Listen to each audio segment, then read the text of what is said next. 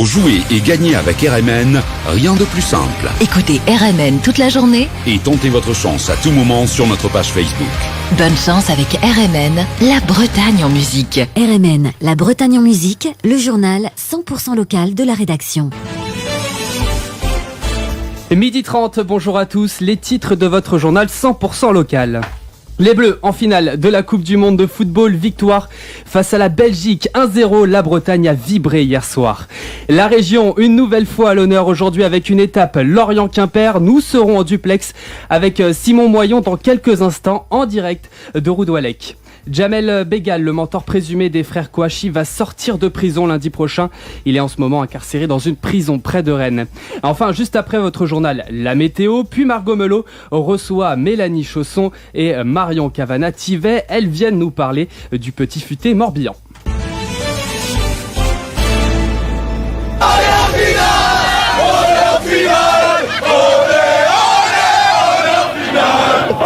Ça fait 20 ans qu'on a dans ça depuis Zidane. On va la gagner la finale?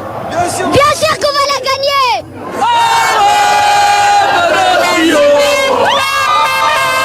Explosion de joie dans les rues bretonnes hier soir et cette nuit qui a dû être très courte pour certains parce que oui, les Bleus sont en finale de la Coupe du Monde de football, victoire face à nos voisins belges 1-0 grâce à un but d'Umtiti. Des célébrations qui ont fait une victime à Vannes. Un homme d'une cinquantaine d'années est mort des suites d'un malaise cardiaque sur le port. Vers 22h30, les équipes médicales n'ont rien pu faire. À noter également quelques débordements à Vannes avec 2 interpellations pour avoir lancé des projectiles sur la police. Une fan zone pour les demi, mais pas pour la finale. À Lorient, c'était pourtant une grande réussite hier soir avec plus de 7000 personnes. L'agglomération et la ville ne comptent pas remettre le couvert. La raison, il fallait déposer un dossier préalablement à l'État, ce qui n'a pas été fait, sans compter le problème de logistique. Un grand écran en revanche pour Quimper et la cathédrale Saint-Corentin pour la finale de la Coupe du Monde. La France jouera la Croatie ou l'Angleterre. Réponse ce soir. Il y a un peu plus de 10 minutes, le Tour de France s'est élancé de Lorient direction Quimper. Cette 5e étape va d'abord longer la côte pour rejoindre Concarneau, puis direction le centre-Bretagne avec un sprint intermédiaire est prévu à Roudouallec. Simon Moyon, vous êtes sur place. Est-ce que l'ambiance monte ? Oui, François. Alors, à Roudouallec, tout est fait pour que la fête soit grande, là, pour le passage du station. J'ai croisé beaucoup de monde, là, depuis ce matin. Arrivé tôt, le stationnement est difficile. Il y a beaucoup de monde, beaucoup de Français, beaucoup également des Français, des Anglais, même des amateurs de cyclisme qui nous venaient de Manhattan. Beaucoup de drapeaux bretons également dans la ville, des drapeaux français. On a également quelques de cette demi-finale de Coupe du Monde. Il y a beaucoup de maillots de l'équipe de France. Ils sont là pour voir les coureurs français et des drapeaux américains également dans Roudouallec, qui est un berceau de l'immigration américaine. On a des expositions de véhicules américains. On a également des stands pour manger, pour se restaurer. Tout est fait pour réunir tout le monde ici à Roudouallec.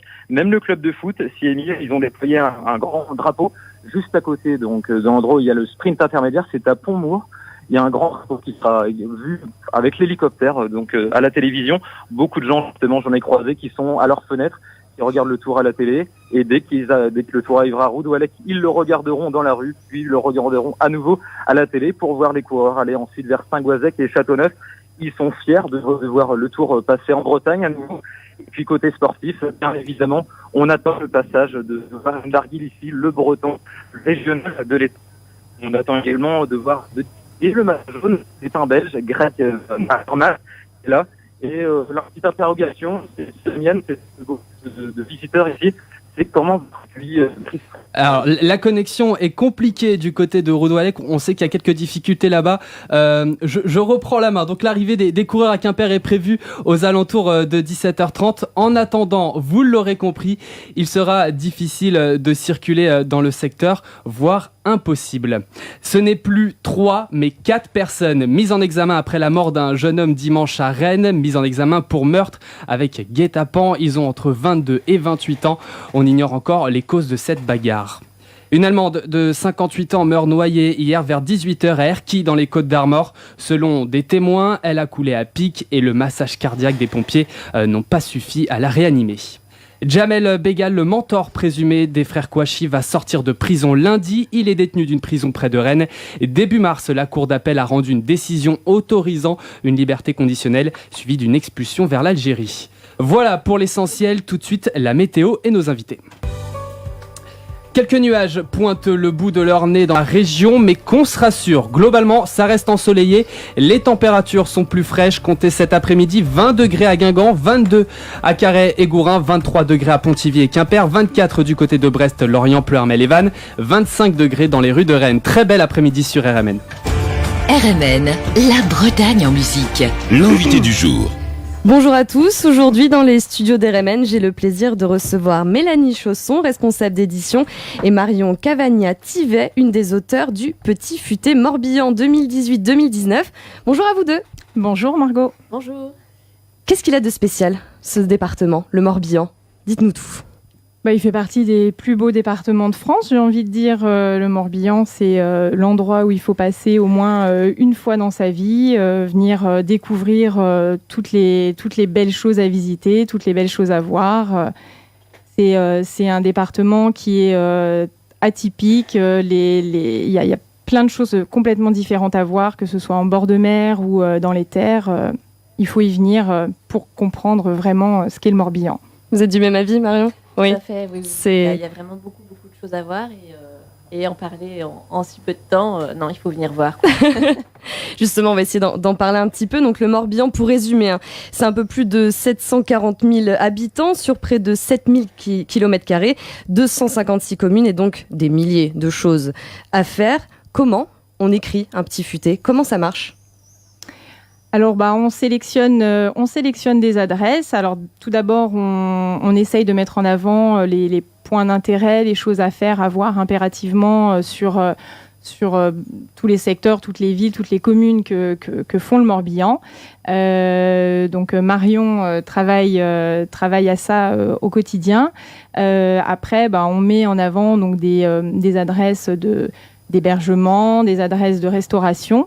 Et puis aussi de plus en plus de loisirs, de choses à faire, à voir, à visiter, comment s'amuser, comment sortir dans le Morbihan, parce qu'il y a de plus en plus de choses à faire, de plus en plus de choses à voir. Il y a des parcs, il y a plein de choses à faire et à découvrir. Il y a des nouveautés chaque année qui arrivent, donc on essaye d'essayer de mettre en avant et de référencer au mieux toutes ces choses à voir et à faire. Pour ce qui est de la restauration, c'est vrai que ce sont des établissements qui sont testés. Donc l'idée, c'est que ça puisse répondre à certains critères, qu'on trouve vraiment les bonnes petites adresses à recommander à nos lecteurs. Et puis après, ça marche. C'est aussi des coups de cœur qu'on a. On parlait un peu de subjectivité tout à l'heure. Ça entre un petit peu Ça entre un peu en ligne de compte, voilà. C'est sûr. Après, on connaît aussi, on fait marcher un peu, comme je vous disais tout à l'heure, nos réseaux, nos connaissances. On a de la famille, on a des amis. On est à 3 à travailler sur le Morbihan. Et il fait pas beaucoup pour une zone. Il fait pas beaucoup, si grande. Et malgré tout, voilà, on est 3 personnes. On est toutes les 3 du cru. On est vraiment d'ici. Du coup, on a toujours quelqu'un qui connaît une adresse, qui nous recommande d'aller voir. Et du coup, on va tester, on essaie. Et si ça répond à certains critères, c'est vrai qu'on référence dans le guide. Alors justement, vous, Marion, faites partie des auteurs de ce petit futé.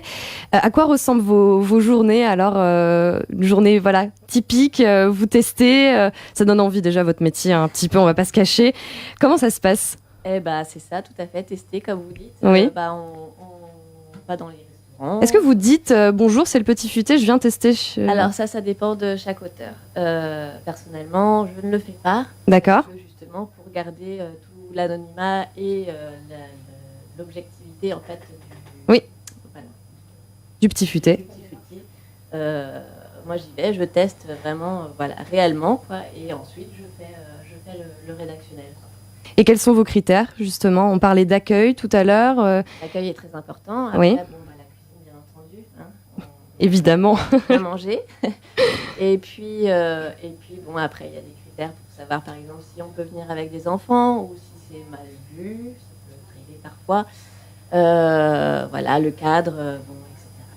Donc vous avez tout testé dans le Morbihan ou vous avez, comment ça se passe ? Est-ce que vous testez tout et vous faites un tri ou vous testez d'abord en vous mettant d'accord que certains établissements ? On se met d'accord déjà. Après, on essaie de tester les nouveautés.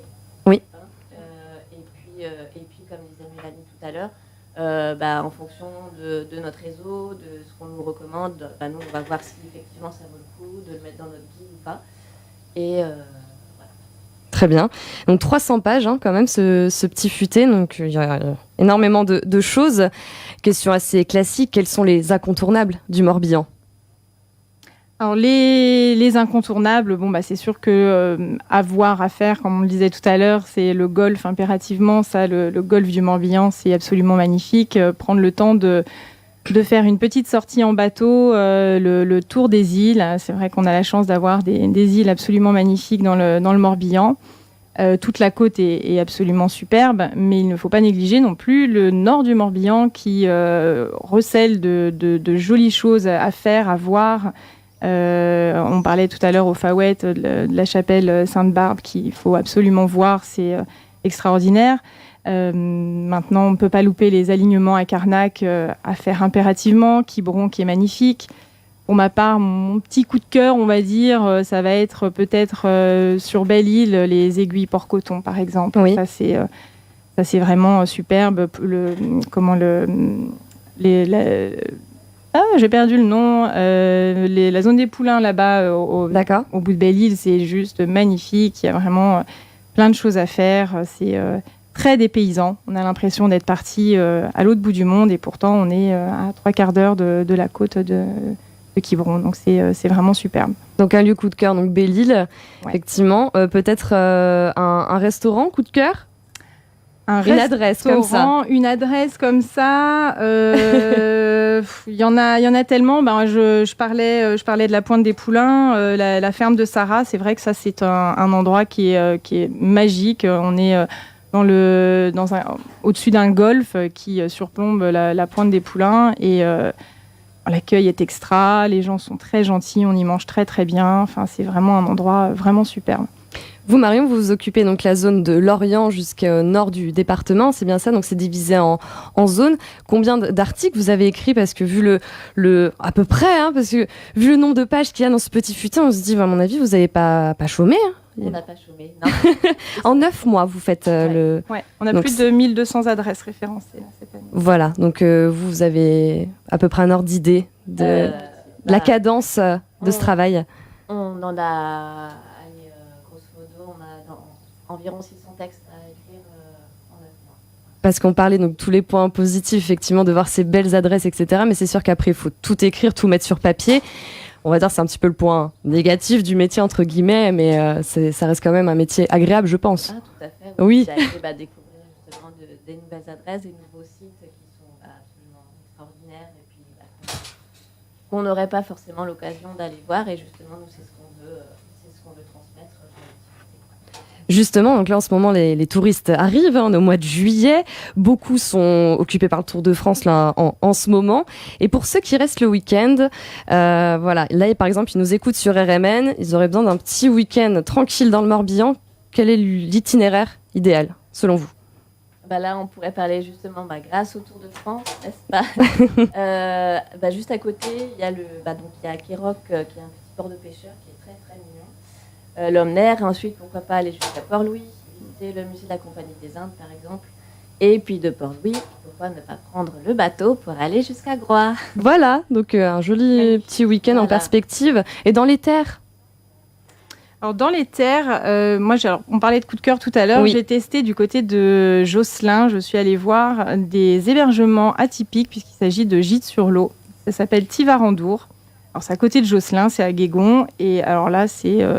vous êtes complètement dépaysé sur le canal de Nantes à Brest. Vous pouvez louer un petit bateau, faire tout le canal, le remonter à pied, le faire en bateau. Il y a le château de Josselin qui est magnifique, qu'il faut voir aussi une fois dans sa vie. Je pense que c'est à faire. Ça, moi, c'est vrai que ça a été mon petit coup de cœur hébergement, on va dire, de ce guide Tivarandour. C'est atypique et... pareil, un monsieur à l'accueil absolument très très gentil. Voilà. Ça fait forcément beaucoup. Oui. C'est vrai qu'on découvre des personnes à chaque fois qui nous racontent leur histoire. Donc ça aussi, c'est très passionnant de connaître un peu le parcours de toutes ces personnes qui qui se sont installés un jour dans le Morbihan ou qui sont morbihanais depuis toujours et qui reprennent soit des exploitations, soit un restaurant, soit un hébergement, soit voilà. On travaille aussi avec des produits gourmands. Donc on a pas mal d'ostréiculteurs qu'on référence aussi. Oui. On a des chocolatiers. On essaye aussi de varier parce que il y a vraiment des établissements qui méritent à être connus. Et on aime bien travailler à ça aussi. Une nouveauté 2018 qui sort du lot. Une nouveauté 2018 qui sort du lot. Très bonne question. Ah si, il y a à Sarzeau, on parlait du Tour de France qui est passé là-bas. Tout à fait, hier. Et on connaît donc la Tome de Ruisse à Sarzeau qui fait du délicieux fromage morbihanais et qui a ouvert donc un endroit de dégustation. Ça s'appelle Pinoir Café. Et on déguste des planches délicieuses. Oui. Enfin, c'est un régal. C'est vraiment une très bonne adresse à faire si vous êtes sur la presqu'île de Ruise. Donc on prend des notes, évidemment. Donc c'est un honneur pour tous ces établissements de voir son nom dans le Petit Futé, j'imagine. C'est un gage de qualité. C'est vrai que c'est une reconnaissance. Après, ils sont attachés à avoir le petit macaron recommandé Petit Futé aussi, parce que forcément, c'est qu'on y est passé, qu'on a essayé et que c'est un gage de qualité d'être recommandé Petit Futé aujourd'hui. Donc voilà. En plus de la version papier, il y a une version numérique. Peut-être un mot là-dessus. Tout à fait. Le guide existe en version numérique, donc téléchargeable sur portable ou tablette. Donc celui qui achète la version papier, on offre la version numérique pour pouvoir se balader plus facilement avec le guide en poche. Sans être encombré. Il est petit encore. Là, je le montre à la caméra, il est assez petit. Et puis pour celui qui n'est plus très papier et qui est plutôt sur les portables et les tablettes, on peut acheter directement la version numérique sur notre site internet, sur Amazon, sur Fnac, sur les sites classiques, j'ai envie de dire. Et pour terminer, donc il y a le guide aussi Bretagne qui référence donc les 4 départements bretons. Tout à fait. Sur lequel on commence à travailler déjà avec Marion et Maude pour la partie Ventez qui nous a rejoint récemment. Et ça sort Ça sort en janvier. Ça sort en janvier. Très bien. Donc voilà, il y a du boulot. Vous l'aurez compris, un joli guide pour ne rien rater dans le Morbihan. C'est le Petit Futé. Ça coûte 9,95 € pour la version papier et la version numérique est à 4,99 €. Merci Mélanie Chausson. Merci Marion Cavagna-Tivet d'avoir été avec nous sur RMN. Et à 13h, c'est Dan qui prend le contrôle. Aujourd'hui, remportez vos places pour le Warning Park. Très bel après-midi à tous. Retrouvez ce programme en replay sur rmn.bzh. Et sur le Facebook RMN, la Bretagne en musique.